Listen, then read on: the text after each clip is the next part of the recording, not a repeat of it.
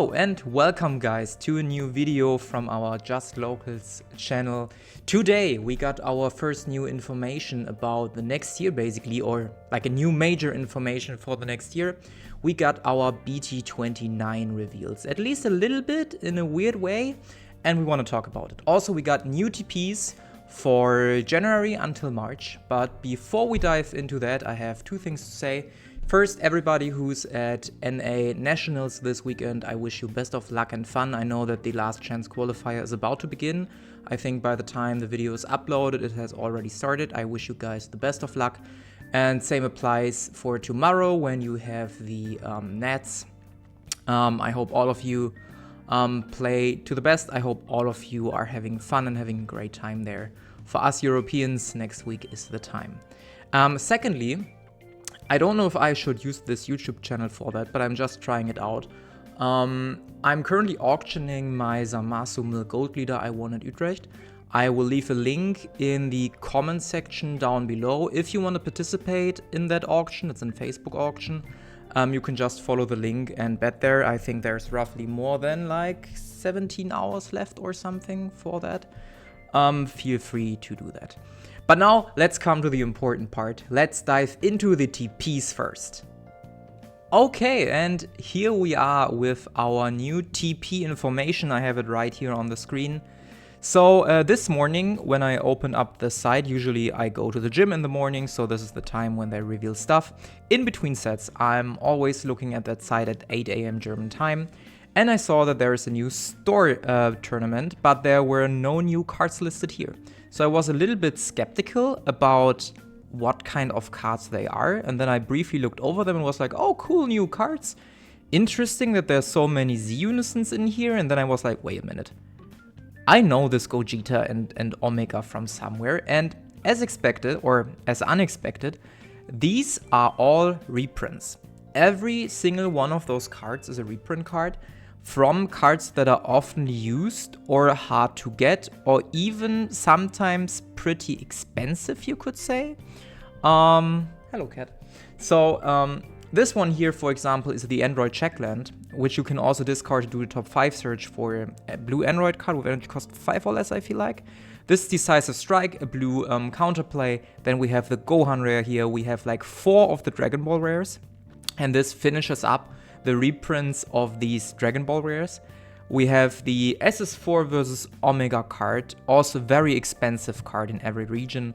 And then we have also other stuff like the Sun Gohan Universe 7 Challenger, which you play most likely in Red Vegeta to have a little bit more combo power defensively, like a 10k or 6k push defensively, which is pretty huge. We have other stuff like Heated Fighting Spirit, which I believe is still a very expensive card in NA. In Europe, it's better. And then we also have like regional card reprints, or like your standard cards like D-Magic Hate in blue. We have Shin, which sometimes is a good card in a format where decks spam out 8 drops or something. At the moment, not so good. And then we also got winner versions of those cards. Especially interesting for me is the Gohan Challenger and Bojack Agent of Destruction, since they didn't get nice artworks to begin with. Decisive Strike has a fest card, or not a fest, but a special artwork as well, which is very rare.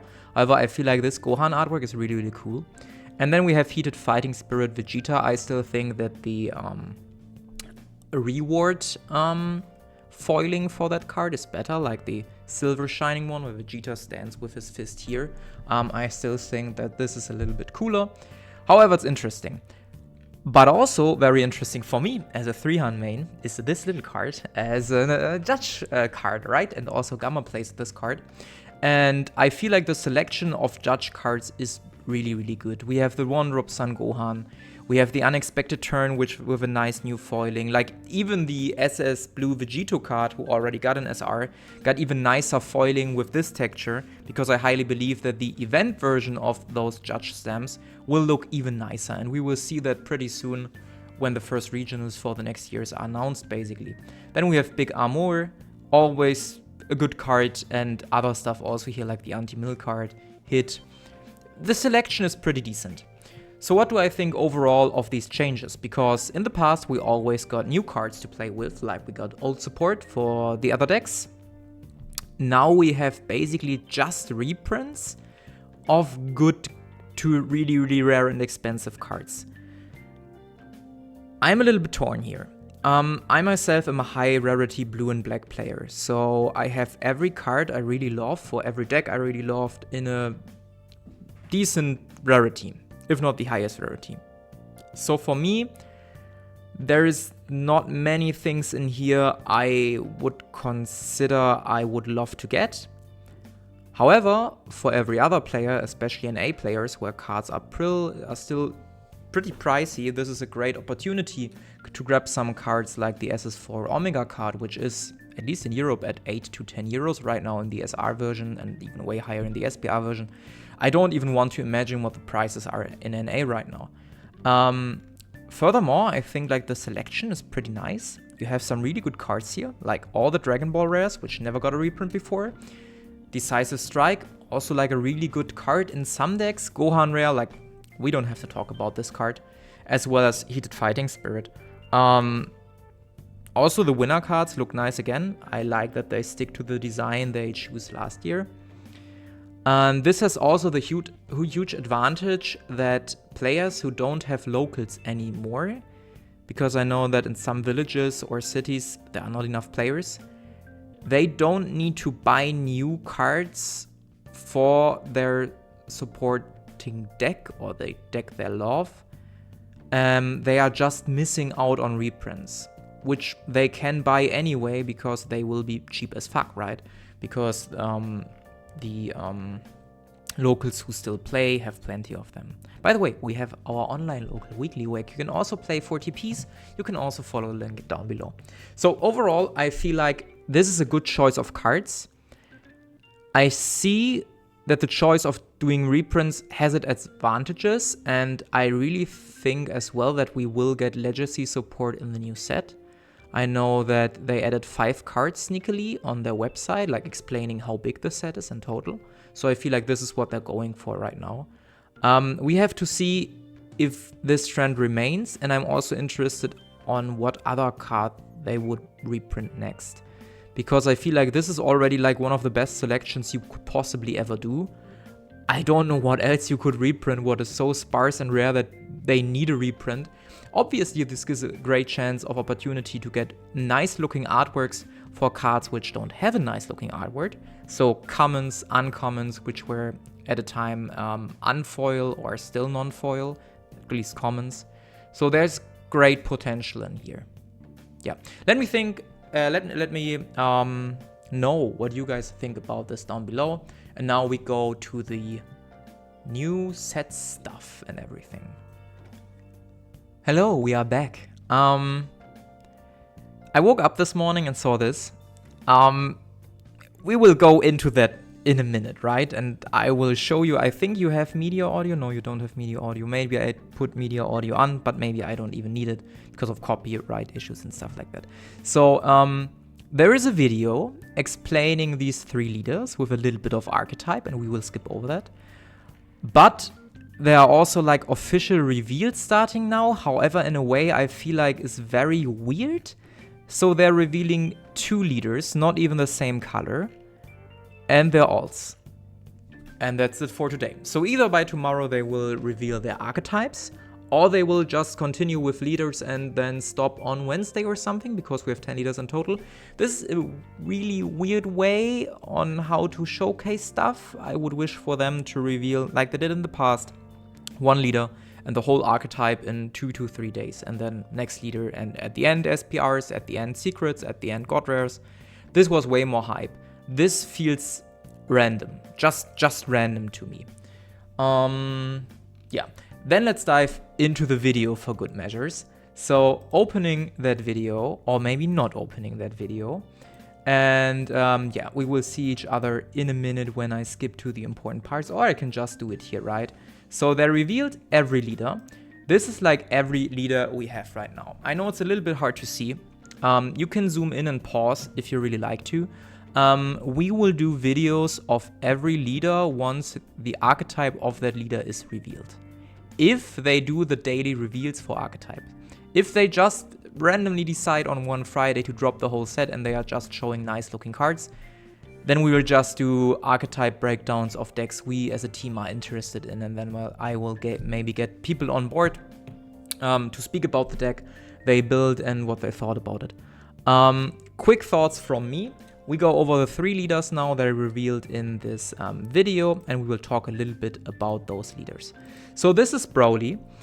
He works with Broly cards, which is really interesting because right now it has a lot of synergies with the older BT13 Broly deck, I think it is. Or somewhere, BT11, BT13, I'm not sure. So there are already a lot of extra cards which just cost 1 if your leader is Red Broly, 1 giving double strike and a 10k push to one of your Brolys, the other giving like a 5k push and crit to one of your Brolys in an activate battle speed. So there's already huge potential for Broly cards. Also we have the secret rare Broly, the SS4 Broly, which is also just a Broly card, and we have the old boss monster for 3 if you have X amount of extra cards in your drop, which shouldn't be too easy with this deck as well, because it has a discard 1, draw 2 effect when you swing with him. He also has not a once per turn, so I believe that this ability here can also be applied to that leader. However, we haven't seen cards where you put cards under your leader yet. So this is something they might show us. Also, when you play a Red Broly, you can put up to 6 Broly cards from your drop under the played card. This means that the whole archetype will basically just Broly cards, because you need a lot of Broly cards. And they even showed us 2 of them, so they're discussing a little bit of the leader. And then we have our first Broly card, which is a rare. For 1 energy, draw 1, it gets barrier, play this card, your opponent needs 3 energy. That's it. And then activate battle, 3 cards into your drop, one of your Broly cards gets 15k power for the battle, which is pretty huge if you combine it with one of the extra cards I just talked about. So if you just play him and swing with your leader, you can give your leader like a 15k push or 10k push with the extra card, a 15k push with him. It's also not a once per turn his activate battle, so you can pump your leader up to 30k plus 10k and double strike. So you immediately get a what? 55k double strike swing for 2 energy total. This could be really huge. So we haven't seen every card of the archetype yet, and we don't know how it defends itself, but offensively it already looks like a bad boy, especially because everything is activate battle speed, right? This card is activate battle speed, the effect is activate battle speed, the extra cards are activate battle speed. You know what? I will quickly go to the extra cards because I feel like they are really important and you need to see them because they are just so huge. So let me type in Broly and we go for extra cards here. And we ignore all the other stuff, we go just over the red stuff, right? So this one right here.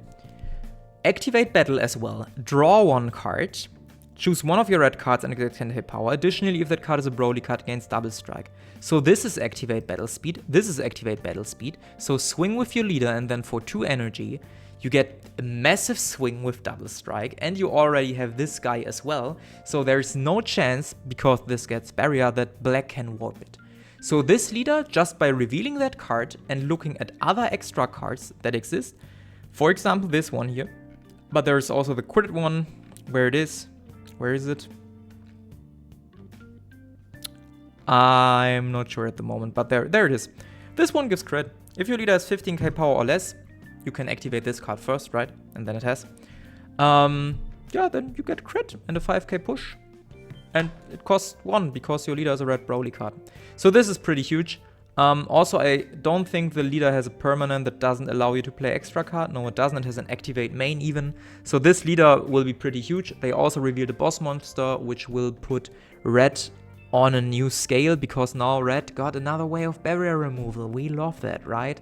So activate main for 2 energy. If your opponent 3 or more energy, draw 1.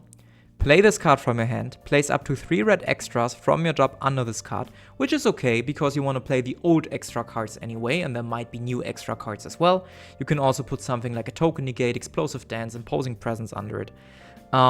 Then choose up to one of your opponent's battle cards and KO it, and then place 3 cards from under this card in their owner's drop. Choose one, either switch the card to active mode, which can be pretty huge if you're going for crit or double strike swings. Pretty fun. Or choose up to one of your opponent's battle cards or unisons, ignoring barrier, and it gets minus 30k power for the turn. So this can turn off stuff like charismatic villain or other stuff. They made it 30k so that you cannot evolve for free the Broly secret on it, which I feel like is okay. Most important, this card does not only work in other decks, but really well in this deck because you're putting 6 cards under it with your leader ability anyway. And also there's no activate main. So this card, if played correctly, can have up to 9 cards under it and therefore swing 4 times. We have our Universe 7 Goku in red now. Well, you're welcome. This archetype looks pretty huge. I'm honest, just from those 3 cards revealed. Let's wait for the rest. Maybe the rest is really bad and sucks. We don't know yet, but I'm certainly hyped. They also mentioned this card themselves, so they already know what's going on and they planned for this to work as well, right? And they even used the pre-release artwork, which I think is really nasty. Then we have our black leaders. This is a black-white leader actually. At least they work with black-white cards. I'm gonna make a call now. We will get a black-white multicolor SCR. I don't know what it will be. I think another Vegito would be a waste of a card. I hate Vegitos by now. I don't like to see them. I also don't want to see any Gojitas. I want to see like a Trunks or just a Vegeta or the Gallic Gun maybe, a father-son Gallic Gun, something like this. But please, for the love of God, not another Vegito. They already showed a Vegito boss monster and I don't want it anymore. It also has an interesting effect. It works with Vegeta card. You need to choose one of your Vegito cards, which there is at least one, and there will be multiple, I feel like. And then you can basically add one card from under it to your hand again. And then you can switch the boss monster or Trunks to active mode. And we come to that Trunks, which is a pretty good card. I think we're coming to that now. This will be a staple in black for forever. This card is a 1 energy played from warp with crit. You don't make minus in hand. You play it from warp. We know that black decks tend to warp shit, right? So what immediately comes to mind is SS God Trunks or Shroom and Salsa. They warp cards from the top of the deck or from their hand. For Shroom and Salsa, it's a little bit more difficult because they tend to warp Demon Realm cards, but still. What is even nicer about this, when this card in your hand is placed into its owner's drop or sent to its owner's warp, place up to 1 black or white card with 15k power or less from your deck into its owner's drop or send it to its owner's warp, then shuffle your deck. This effect is stupid. So basically, if you're using Petrification and you discard this Trunks, you can look for your Gohan rare in your deck and put it in your warp or drop. This sets up Gohan rare. This sets up for SS God Trunks basically everything they need and make sure they can awaken without bricking too much. This card probably sets up more nasty synergies I can't even think about. It's 15k or less, which I think is fine. 20k or less would have been too disgusting if I think about Shroom and Salsa BT18 right now, or also SS God Trunks, because they could just take their 5-drop with 20k and put it into their warp. But still, 15k or less is a lot, and you will have a way higher consistency than before when playing black decks, which I feel like is really, really, really, really huge. Also, which is interesting, they made it 15k, or let me say it that. You could potentially even play a Kai of that effect. I'm talking about the black Kai. You can't use the Time Agent Vegeta, but you can use the Kai. This will now be a nasty search. There she is. If you lead as a Black Saiyan card, when this card is placed in your drop from your deck by a skill, you may play this card from your drop. Place up to 1 black card with 15k power from your deck into its owner's drop. Perfect. So by basically playing a Petrification and discarding him, you can also look for a Kai in your deck, place it in your drop, it plays automatically, and then you have 5 to 10k combo power more on board. And I feel like there are other combinations I'm missing right now, which are pretty huge in black decks, to defend themselves more, or to set up things, or to basically have a way higher consistency than ever before. This will be a nice staple. This is also like a nice example of how SPRs are looking. I feel like they are looking pretty good. I love that. And like I told you, he's just a 25k crit as well for no investment in hand. It's just a really good card. What else can I say? Then we have like a Weird Z battle card. There's not too much things going on here. I feel like this is most likely a consistency card, which has 2 names on it. It's a 20k dual attack, which is cool, and afterwards you can You can basically use it for Vegito. It's cool. That's it. Nothing too special here. And then they reveal the boss monster, which buffs not only the black starter deck Vegito, but also like the yellow U7 archetype. Because suddenly you have a boss monster in both of those decks with double strike. In the Goku deck you can restand it, which is pretty cool. It also has built-in protection. So you basically choose one of your white battle cards. This is important. This effect does not work in black decks. You switch it to hidden mode, and then you can choose up to one of your opponent's battle cards, send it to warp, and then you reveal it if you want to protect your Vegito. So I feel like this card is better in white decks, especially because black decks tend to play Goku and Vegeta Xeno cards and not Goku and Vegeta cards.